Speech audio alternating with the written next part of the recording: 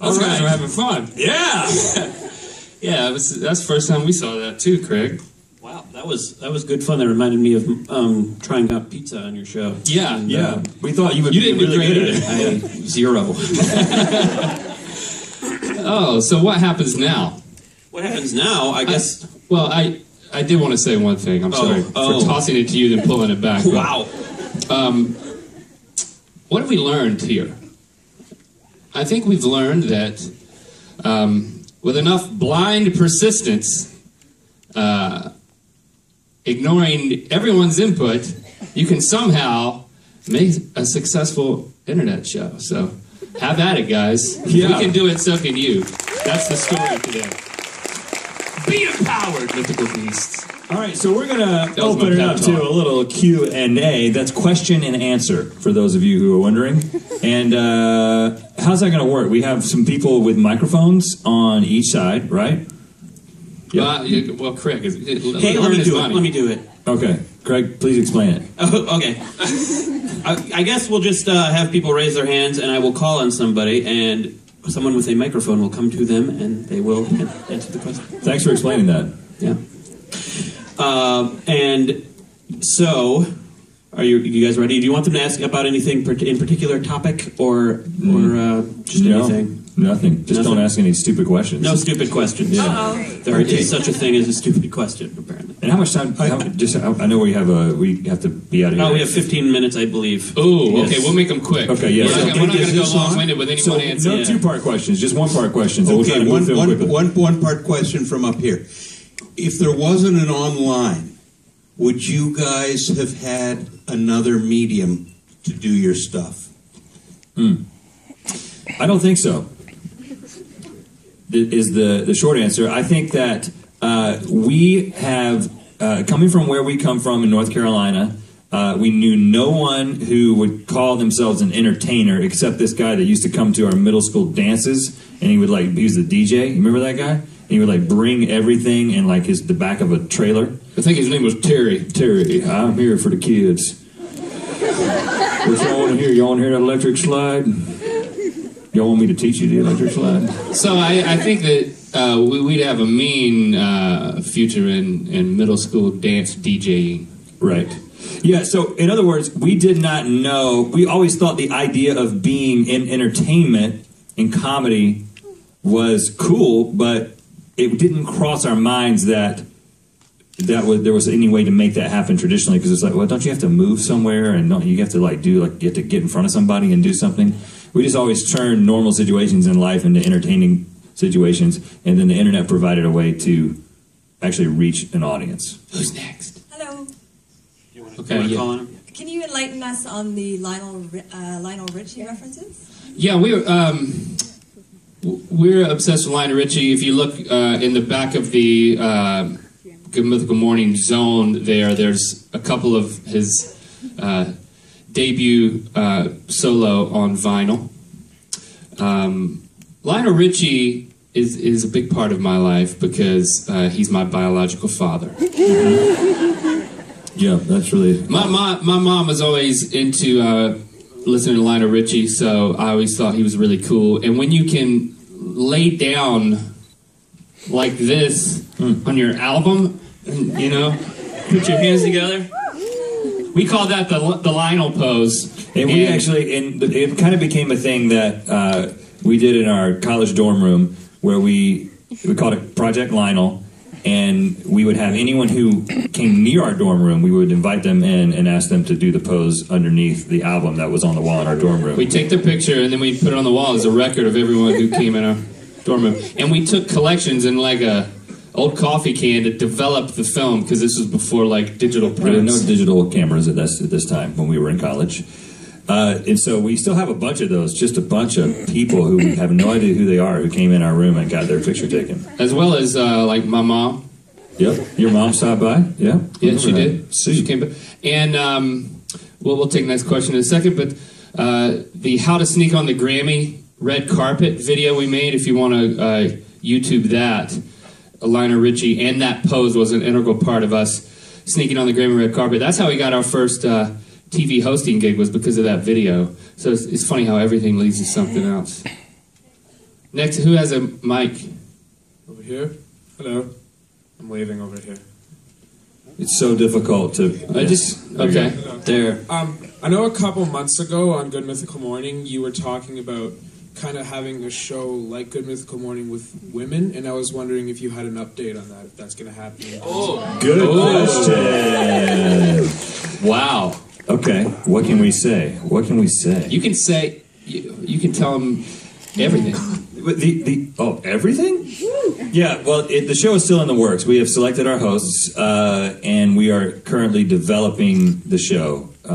It is yet to be named, but we are hoping that it will be at least soft launched before the end of the year, and then probably really get into the good stuff in 2015. And just to clarify, you, sir, are not one of the hosts, but you were strongly considered. Yes. Man of the Shadows. What channel will that go on? Brand new channel. It'll be its own channel. Named whatever the show is going to be named. Okay. Wheezy Waiter 2? Yeah, that's Probably. Yeah, that's one of our top 3 choices at this point. Okay, Craig has a question and a microphone, so it works out. I actually wrote a list of questions in case no one had any, but is the creativity, how does that work when you guys are writing a song or coming up with a show? Is this creativity spread equally? Do you guys both do everything at the same time, or is one person more focused on one thing, one person Well, more the public story is that it's 50-50. The reality... No, I'm just kidding. Insert joke here. Yeah, it's very collaborative, and I think it's... we have described the process as it's pretty intense. Link and I have known each other for so long that we bypass some of the we do social graces sometimes when we are working on an idea together. So I think we've had a few times where we've had a third party in, now that we have a team. Sometimes it's like grinding something out. Sometimes it's fighting for the best ideas in any given thing. And then sort of, it isn't like, well, I want 50% of this idea to be mine, and I want 50%. It's like, no, we each fight to make something as good as it can be, and then we each bring different strengths to the process. And we know it's a really good idea when it steamrolls. It's not when it's not a fight or grinding something out, but it's the best ideas are ones that just kind of come out, and it's like yes and yes and yes and yes and yes. Yeah. But there's a lot of what we do. I think there's also kind of a almost mathematical approach to what we do. It's like once we decide on something, to get it right, that's when at points it starts to grind, and you just have to force through. And that's why we're thankful to have each other, that we can kind of push things as opposed to there's an all down there. Yeah. Well, and I think the main thing that's changed the evolution of our content. And I mean, when we have so many ideas that we want to see come to fruition, and so many things that we want to try to do, and hopefully it will continue to get better, because we still watch the things that we do and we're like, it's not really working. But I think the main thing that has changed since the very beginning is we used to think that having an idea, like having a joke, that was it. You were done. Oh, there's a joke there. And I think the main thing that's changed is, well, is it good? Is it a good joke? Is it the best joke that could be there? Is it the best line that could be there? And we don't always get to a place where we're satisfied with everything, but the scrutiny that we apply to the process is much more intense than it was 7 years ago when we were starting. Okay, let's who's got a mic? Question? Hi. Recently on Good Mythical Morning, you guys had PewDiePie as a guest. Yes. Felix. Yeah, Felix.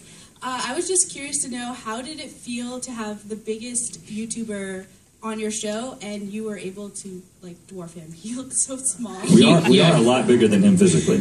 Yeah, he told us he felt awesome being on our show. Is that what you're asking? Well, I just wanted to know how it felt to be actually wow, he's the biggest YouTuber there is, but then when you see him, he's physically not. Well, I think we were. I think we were more interested in, when we had him on Ear Biscuits, it was exploring the person behind the most viewed channel and most subscribed channel on YouTube, and I think that's the thing that interests us the most. It was we had a discussion afterwards that maybe we shouldn't put him right in the middle. We should put him on the side so he doesn't seem like he's being flanked or whoever.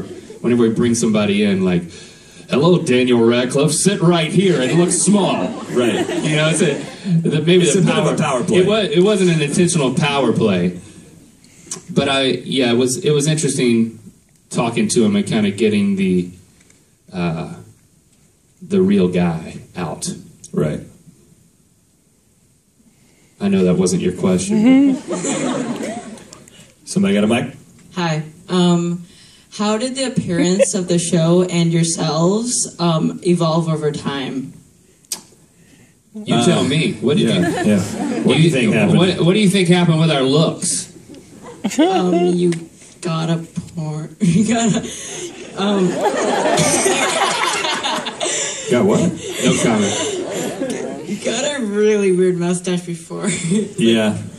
Well, it's interesting. One of the things you'll notice, in addition to Link talking a little higher, he kind of talked like his character from Forest Patrol, if you remember that, which is weird. Talk to Fiery. But both of us had more of a Southern accent back then, and a lot of people asked that, what is that? Are you ashamed? Are you ashamed where you're from? No, it's what happens is with your look and the way that you portray yourself, you're your own critic. When you see yourself so many times, it's subconscious, and you don't ever think, I don't want to say that, or I don't want to do that. But it just slowly evolves. It's very much I look a little bit different. I think maybe my hair should go more up. I think it's gotten a little out of control, honestly. And I'll probably look back at this and be like, it should have gone down a little bit.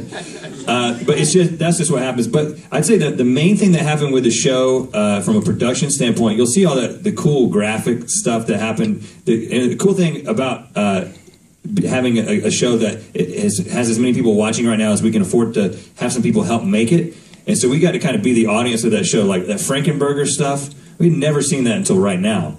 And I was like, oh, that was Eddie, our editor, saying Frankenburger. And it's such a great feeling. And that was Morgan making the Frankenburger come together. To think, we used to have to do every single thing, and the net effect of that is it wasn't as good, and it didn't have that. We can't do that. I can't do any of that stuff. But now we've got guys on the team who can make that stuff happen in a way that we can never even dream of making happen, and it just creates a better product. Well, Octopus Arms needs to ask a question, because that just can't continue, lady. And you just yell the question. I'll repeat it. I think we might have time. Are we? Supernote. Supernote. Are we doing Supernote this year? Unfortunately, we have delayed Supernote. Are you going to say indefinitely? Oh, indefinitely. Yeah. We couldn't do it right now. We have some ideas of ways to bring it back, things we want to do. But the timing just didn't work out. And we would rather do it in the way we have a vision to do it than just keep doing it the same way. We want to iterate so that we can be excited and so that more people can get excited and more people can get involved. So yeah, we were bummed out that this October it didn't happen. We were planning on doing it, and just some things kind of fell through logistically and making it happen. So, thanks for asking, though. I already won it. I think so it will be back. Mind. Yeah, it's once a champion, always a champion. Yeah, that's right. Right here. Yeah, I don't. Oh, okay, it's on. I've really enjoyed Ear Biscuits since the first episode, but your dialogue has definitely gotten incredibly impressive as you've gone along. So how have you honed your skills as interviewers? And when is Ear Biscuits coming back? Thank you. We don't know exactly when it's coming back, but it's probably going to be the top of the year. I think that's our hope. And thanks for the compliment. You know, I think that again, we like to try new things. We like to iterate. We want to keep doing Good Mythical Morning, but we want to iterate within that.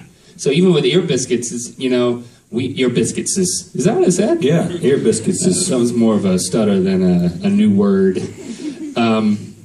We'd rather continue to make it better and change it in the right ways than just keep doing the same thing in that case or in any other case. That's just our mentality. You guys you'll get tired of us.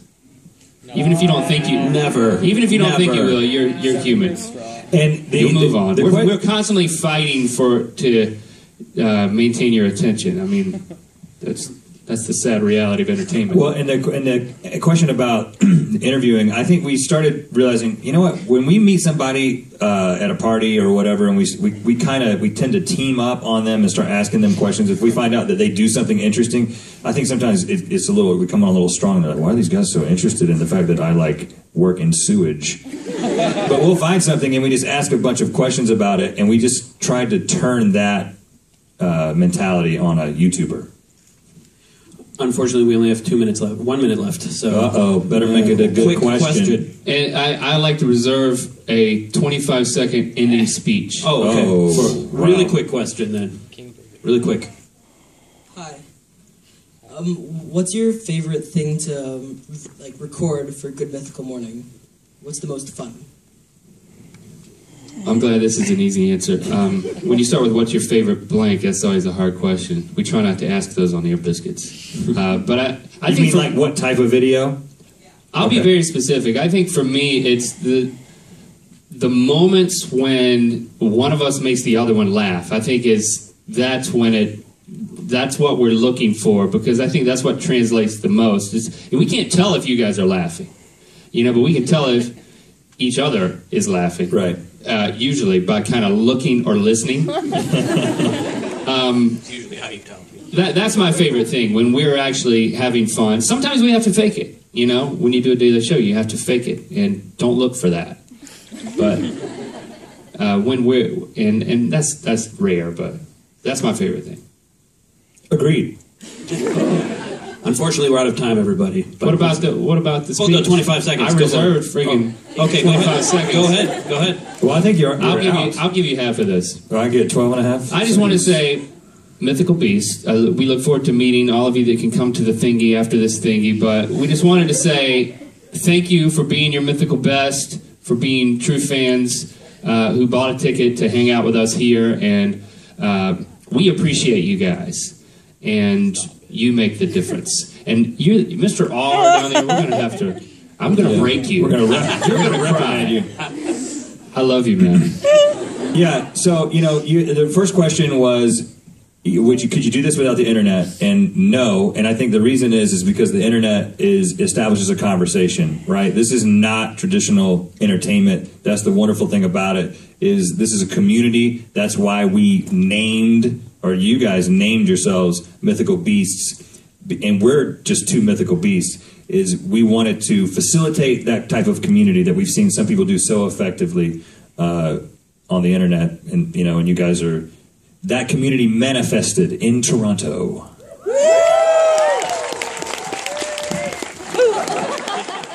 Thank you, Rhett and Link. Thanks for having me on stage with you as well. Yeah, thanks, Greg.